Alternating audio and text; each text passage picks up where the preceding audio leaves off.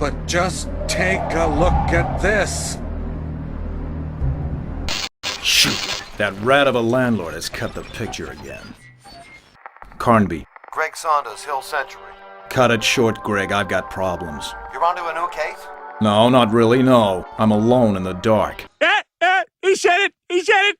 So it's time for Edward Carnby's final ride, where we enter into the Wild West of 1995 game development, where we switch over to the CD-ROM and game developers basically have the storage space to do whatever crazy stuff they want to. Was this a good thing for Alone in the Dark 3? Well, Alone in the Dark 3 is applauded for fixing some of the stun-locky combat, bringing back more puzzles, but on steroids. However, the story, setting, and atmosphere are just a mess of somebody's weird fever dream. I'm the light bringer! I'm the f***ing universe! Alright, maybe not that bad of a fever dream, but what do we end up with? We end up kind of with a spaghetti western setting, or at least that's what it seems like. The premise is simple. Something weird has happened out in this movie set. And remember Emily Hartwood from the first game? Remember how badass she was? Fighting zombies and dog zombie chicken monsters in her high heels and bare legs? Yeah, about that. She's pretty much going to be reduced to a useless saloon girl that needs rescuing. So she can just do her thing and exit stage right. And I'm not trying to make some grandiose statement about the damsel in distress trope. I'm fine with the long time-honored tradition, but it feels cheap here for one of two reasons. One, you're kinda just throwing the character in disingenuously to have it be connected to the series as a whole, which is a problem because she's an existing character who was a player character. You've totally Sonya Bladed her here for the sequel. If you're gonna do that and you need the connection, have it be your sister or something of the like. Also, it might have worked better if you had any intention of just making this a straightforward spaghetti western. But that's not what we get. We get Batpoop-Crazy setting. And I'll talk about a couple things we see that deviate mildly, just mildly, from the spaghetti western format. Alright, so we have something similar to the Prince of Persia puzzle, where Carnby has to stop fighting himself and just merge with himself. We have a scene where Carnby has to use a cursed noose to kill a hangman, which I guess you could argue is similar to the chicken foot. We have this weird seal monster that you have to put together an exploding camera for. We have Indian levitation. We have this dwarf fight where a dwarf turns into a helicopter dancer thing and tries to spin kill you. We have turning into a giant mountain lion to have to fight werewolves. We have a UFO. We have the villain of the main series, Jed Stone, who makes a giant steampunk mech suit of armor to fight in the last boss fight. What are we doing? What does any of this have to do with spaghetti westerns? It's like every set piece that popped into their mind, they're just like, throw it in. We have CD-ROMs now. We got the disk space. Unfortunately, this dump of information translates to the Batpoop-Crazy nature of the puzzles. You have your typical three modes of interacting with stuff. Fighting them, pushing them, or opening them. I have never seen so much utilization in the entire series of having to shoot everything, push everything, search everything. It's just done to the 11th degree. Also, the search animation takes about 5 seconds longer than the other two games, so sometimes you just might give up because the animation's so damn long.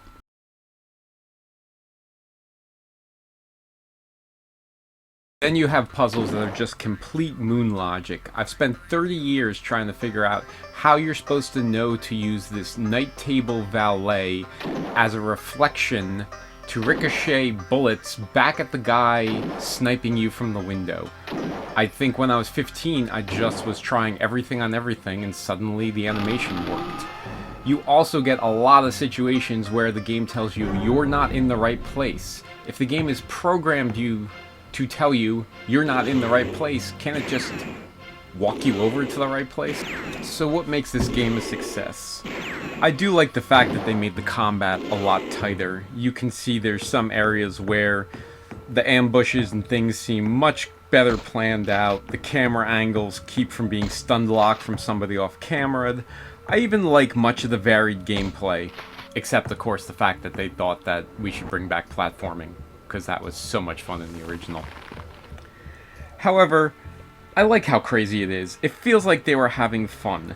There's one segment where you go into an Alice in Wonderland sort of situation where you have to shrink yourself and do all these puzzles as a shrunk person. Then you have to go into a situation where you fight a spider or a lizard wearing red boxer shorts. I have no idea what that is. I got nothing. But you can't deny it takes away from the story as a whole. I think the story was trying to somehow emulate what we did with Elizabeth and One-Eyed Jack. However, when you have this Batpoop-Crazy atmosphere, it just doesn't translate. We get one information dump in the beginning that seems very similar to the cave collapsing on the villains and them being immortal somehow. They even try to tie it into the fact that they met Elizabeth at one point, which is just insulting to the original story. But the romance between Elizabeth and One-Eyed Jack works because the entire premise of the game focuses around it. We're trying to rescue Grace. We're trying to keep her from being turned into this older woman to support the curse. Emily getting kidnapped and having this big baddie that you have to somehow stop from taking over the world or doing whatever the hell he is. The biggest problem is that it's unclear as what he's doing, and all the weird set pieces are a consistent distraction from that idea. What's gonna happen if he goes out with his weird steampunk mech armor, and what is he doing to Emily? I have no idea. I really got nothing. So what's my summation? Alone in the Dark 3 is fun. It works. It's better than anything that came after it. But it kind of sits in the dead center of all the games. It's not as bad as what came, but it's not as good as what came before. So now with the mission accomplished, the girl in hand, it's just time to jump on the train and head on out to freedom. Why does this feel weirdly familiar? It's almost like somebody would copy this later on.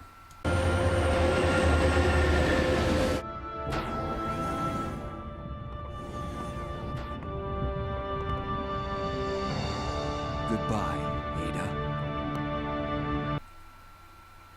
Nah. Alright, well, thank you for watching this Alone in the Dark 3 retrospective. I guess I will have to tackle the new nightmare next, so like and subscribe for that. Thank you much.